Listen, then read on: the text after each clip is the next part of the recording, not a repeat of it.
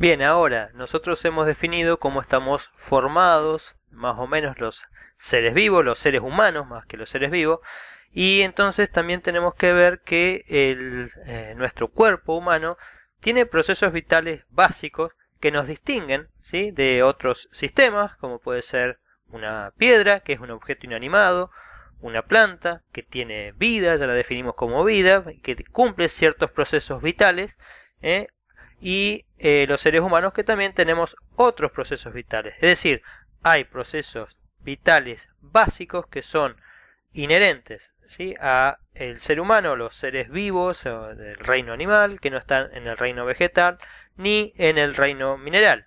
Entonces tenemos que definir cuáles son esos 6 procesos vitales o característicos de los seres humanos vivos, y nos permiten, como decimos, diferenciarnos de objetos inanimados y objetos vivos que no tienen todas las características de estos procesos. Son 6 procesos vitales, que son el metabolismo, el movimiento, la diferenciación, la capacidad de respuesta, el crecimiento y la reproducción. El metabolismo, fíjense que nos dice, metabolismo es la suma de todos los procesos químicos que se producen en nuestro cuerpo. Es decir, en nuestro cuerpo constantemente se están degradando moléculas y fabricando moléculas nuevas. Este proceso es la suma de todos estos procesos es el metabolismo. Y el metabolismo se está, como decimos, generando constantemente o produciendo constantemente en nuestro organismo. Existen dentro del metabolismo 2 conceptos básicos que están relacionados, que es el catabolismo y el anabolismo. El catabolismo se refiere, dentro del concepto de metabolismo, a la ruptura de las moléculas complejas, es decir, en componentes más simples y pequeños. Por ejemplo, durante la digestión, las proteínas, que son moléculas grandes, se van a ir cortando para degradarse en componentes más chiquitos que vienen a ser los aminoácidos. Los azúcares grandes, o sea, los polisacáridos como el almidón, también durante la digestión se degradan a moléculas de glucosa.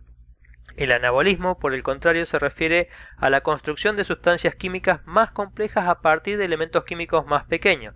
Es decir, nosotros, una vez que absorbemos a la célula, le llegan los aminoácidos, esa célula es capaz de sintetizar nuevamente proteínas, pero las proteínas que son inherentes a esa célula. Es decir, generamos proteínas y tejido compuesto por moléculas o macromoléculas que pertenecen a ese organismo. Entonces, cuando hablamos de catabolismo, siempre nos estamos refiriendo, acuérdense, a ruptura de moléculas grandes para generar moléculas más simples, más pequeñas. Mientras que el anabolismo, acuérdense de los anabólicos. ¿Qué hacen los anabólicos? Los anabólicos hacen que nuestra musculatura crezca, Por eso la gente, los que hacen fisicoculturismo, algunos toman anabólicos para crecer su masa muscular. ¿Por qué? Porque el anabólico, así como el anabolismo, permite la generación de proteínas dentro de las estructuras de nuestros músculos.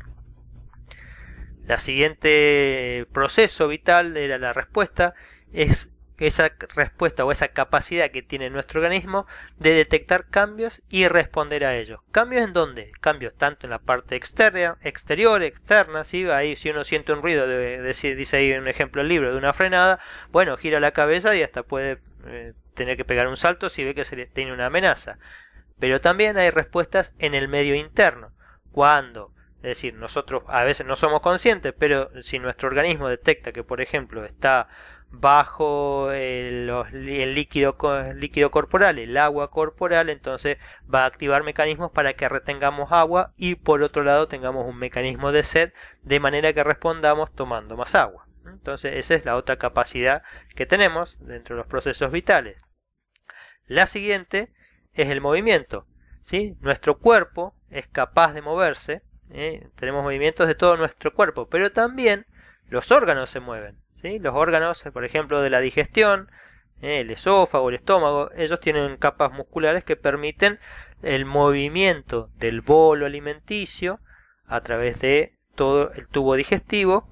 Y también hay células que se mueven, ¿sí? Hay células individuales que se pueden mover. Ejemplo de ellos son los leucocitos, que cuando hay una inflamación, sí, van circulando por la sangre, pero también pueden salir de la sangre introducirse o entrar en los tejidos y de ahí moverse hasta la zona donde hay, por ejemplo, una infección o una inflamación.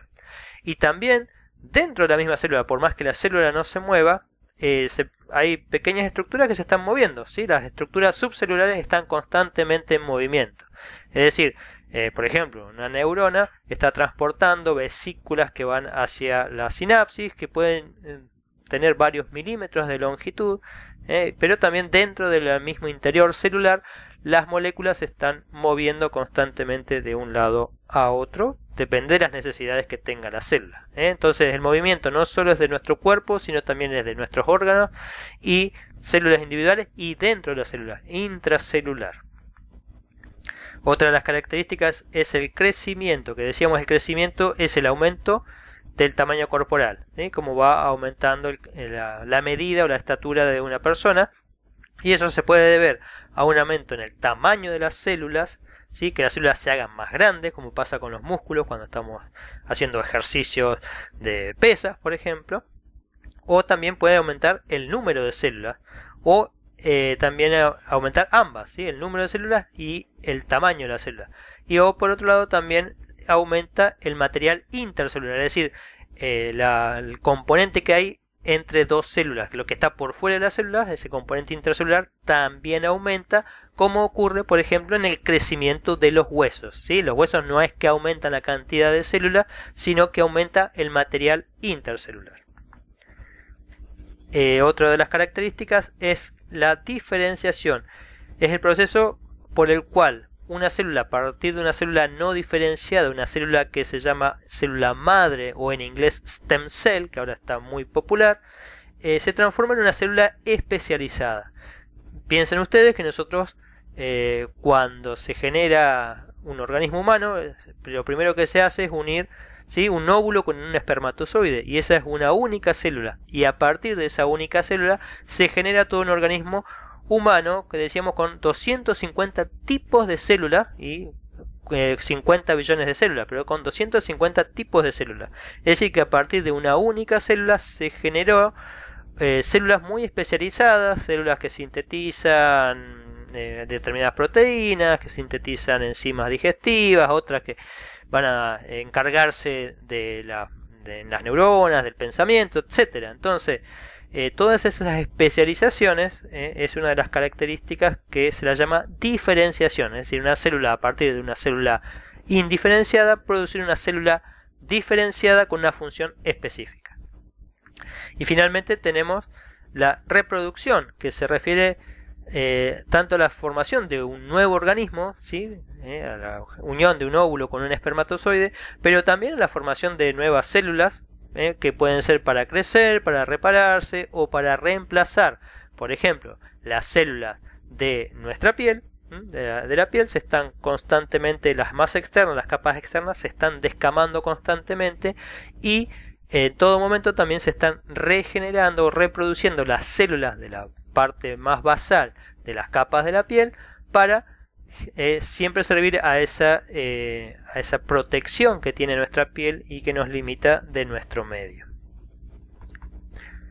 Cuando estos procesos no se van a desarrollar de forma adecuada, pueden ocurrir muerte de células o de tejido e incluso llevar a la muerte del organismo, ¿sí? Un organismo no tiene más vida, ¿sí? Cuando hay ausencia de latidos cardíacos, de respiración espontánea y de actividad cerebral, ¿sí? En esos casos se define que ese organismo ya no tiene vida.